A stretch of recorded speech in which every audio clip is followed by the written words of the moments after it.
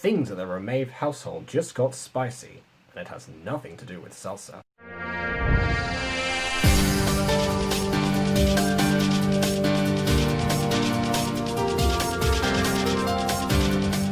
Well met, lords and ladies, Jacob Butter speaking.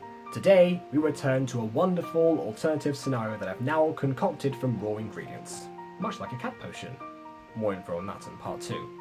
Yes, the What If Aphmau Met FC Early has made it into a trilogy, at long last. Honestly, going off script here for a bit, I've neglected the Aphmau fanbase for way too long. It's time to come back. If the fanbase is going to try and die on itself, then we've got to make sure it stays active. So, that's why I'm bringing this back today. And also because it's Aphmau. Who wouldn't like some more Aphmau content every now and then? To be honest, I feel bad for neglecting the Aphmau fanbase like I have. I distanced myself from Aphmau content for quite some time due to personal reasons, not related to the channel itself. Although, let's face it, the stuff right there, on there right now, is not for everyone. However, I'm back today! And to anyone who's been longing for a return to the Aphmau content, I say, welcome back. I've missed you too. Also, before I begin, this video is actually partnered up with another video that I'm doing on a community channel known as The Butter Bunch. Something that's, I started as kind of an outlet to do more experimentation now that I'm trying to make this channel a bit more consistent with the things that I do. So, I have a what if for Dragon Ball there, because obviously the whole what if thing I was inspired to do by Masako X. So I thought, you know what, I've seen so many Dragon Ball what ifs right now, I'm going to try my own. And so I did. So go ahead and go to the link in the description to find out what would happen if Piccolo had a son, according to me. Moving on. Although this is part 3 of the scenario, not much has changed so far. If anything, it's fast forwarded a lot of characters to later states of being. For Aphmau and Aaron, this is in regards to their blossoming friendship. For Gareth and Lawrence, it's their goofy stalker antics and idiotic plans. And I wouldn't be surprised if Kawaii-chan was off somewhere building a shipping shrine prototype of some sort. Either way, the trend of little change continues in the Romave family mini-arc. Aaron never featured in those parts, so he doesn't really need to be inserted here. The entire revelation that Aphmau and the brothers had shared childhood and the invitation to dinner proceed as in the original script, right up to the kiss as captured by none other than Jean. Now, you're probably wondering, but Jacob, why would Jean use Aphmau in this timeline? He doesn't know who she is.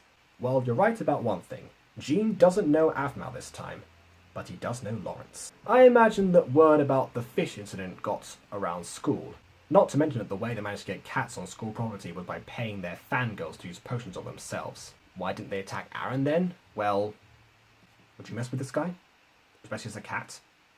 No? I don't think so.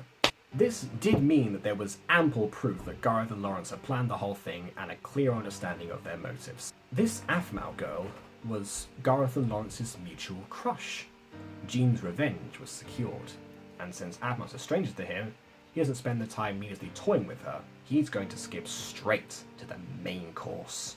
As Aphmau and Gareth go back inside, determined to tell no one about the kiss, Jean immediately sends the photo to Lawrence, only to remember that he's been blocked. Oh well, he'd have to wait until school. For once in his life, Jean was actually excited to go. He couldn't wait to see the look on his former minion's face. Sure enough, school starts the next day, and Jean finds Lawrence walking with Aphmau. Oh, this would be even better than he hoped. He was almost giddy. Oh, Lawrence! Aphmau recognizes him as the rude guy that was in the hallway that one time. Noticing this, Lawrence questions her about whether she's had any interactions with Jean. And of course, she hasn't. Good, because this guy is bad news. Trust me.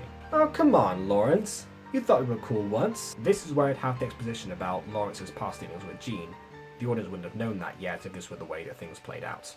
Lawrence hangs his head in shame, and Jean brings up his foolish past. Aw, chin up, bro.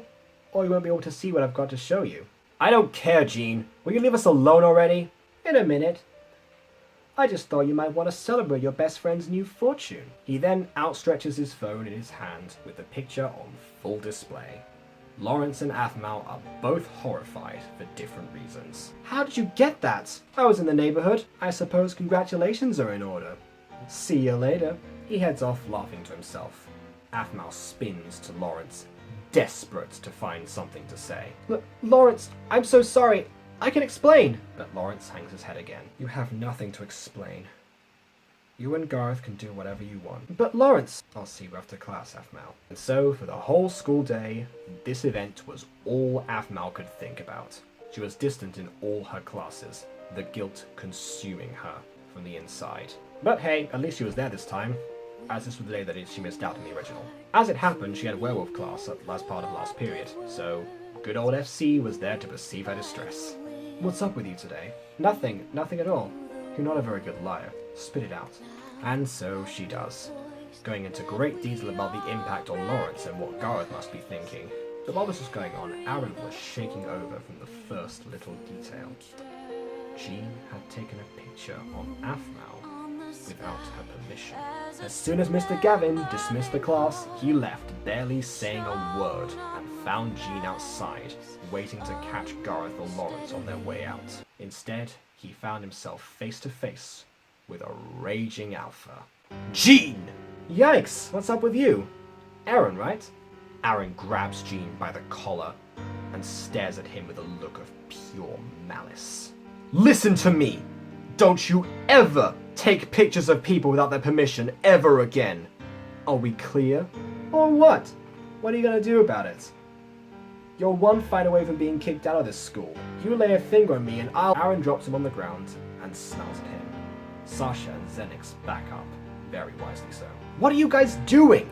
He can't lay a finger on us. He's not going to. Aaron sucker punches Jean and he falls to the ground, almost not registering what had just happened.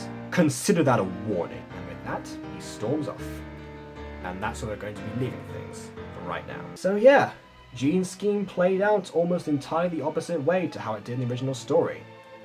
What's next for FC and Shu? Or indeed Garth and Lawrence? Or Jean, for that matter. All of that can wait, though, as pretty soon a certain slumber party is going to take place. Until then, please either like or dislike, because your opinion matters. Remember, check out The Butter Bunch in the description or in the iCard. And on that note, until next time, farewell.